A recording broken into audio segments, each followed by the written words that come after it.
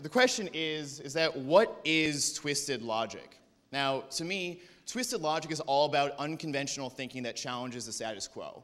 It's the ideas and beliefs that the heretics and the people on the fringe believe in. And those are the people who then go and challenge the majority into changing their viewpoints. So what TEDx is all about is TEDx is all about bringing you the twisted logic of your peers. Now, these might be ideas you might not readily accept or believe in as when you first hear them.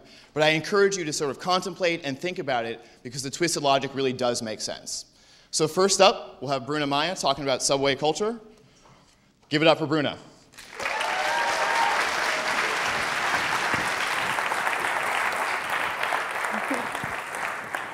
Thanks, Riley. Okay, guys, so after I graduated Boston University in May of 2010, I moved to New York City. When I first got, woo, yeah, let's give it up. So when I first moved to New York City, I knew it was going to be a huge challenge for me.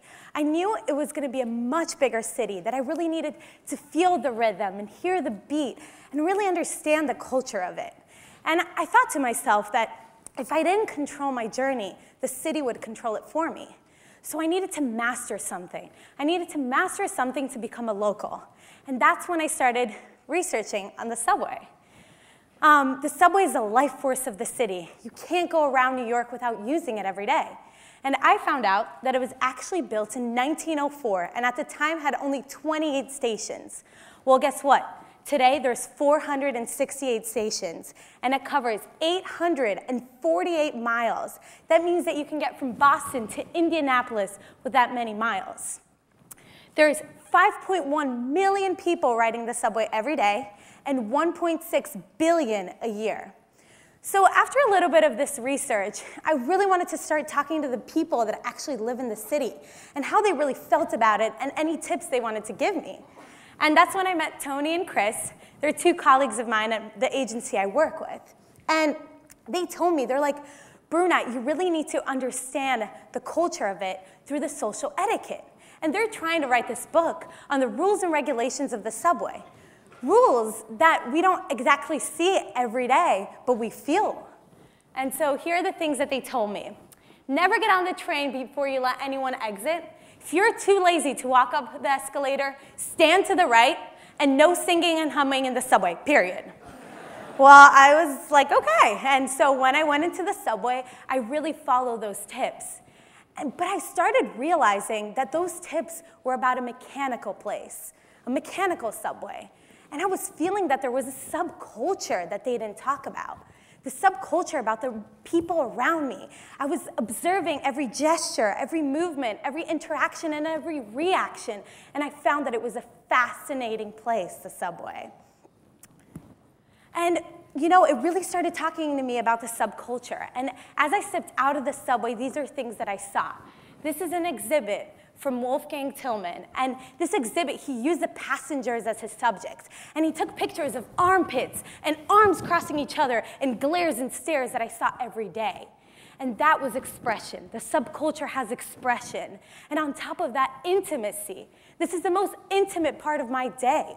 I realized that this was intimate New York. On top of that, Eric Malinsky. This is a regular guy that drives a subway every day, and he's just sitting in front of me, or in front of anyone for that reason, with his iPhone.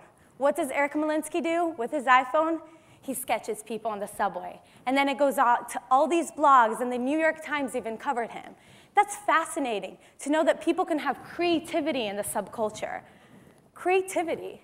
That was really cool, that, you know, when I'm sitting in the subway and I think the person in front of me is playing Angry Birds, they're actually writing a picture of me. So, and community. I really saw community. And it all started when I downloaded this iPhone app called Subway Arrival. And what it does, it gets the data when you enter and exit the subway and you lose your service. And it can map out the subway schedule. But in order for that efficiently to work, you need 10,000 people to download this app. That's an active community of people downloading this app and helping each other to help themselves. So after seeing all these things in the subculture, I realized something really important too, that there is this hidden beauty. And this hidden beauty can be seen by horse and pack, and they did something called the Underground Belly Project. And this Underground Belly Project took one day and one journalist that went out down there with them. And they went to this hidden stop on the subway, and they created this graffiti art project. And it was a hidden art show. Just to think that when you're riding the subway every day, and at 6 p.m. you're actually on the subway, there's a hidden art project right below you. That was hidden and beautiful.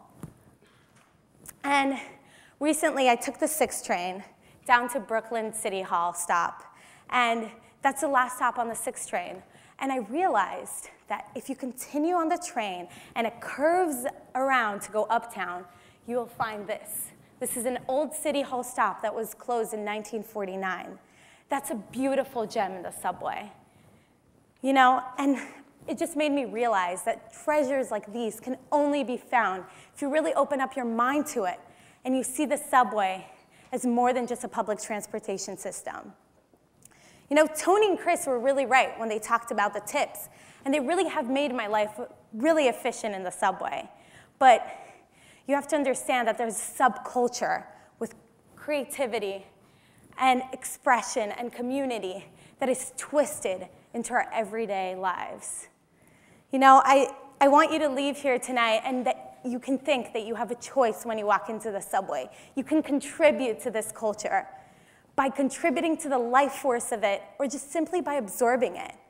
But just remember, the subway is just as much about the ride as it is about the destination. Thank you.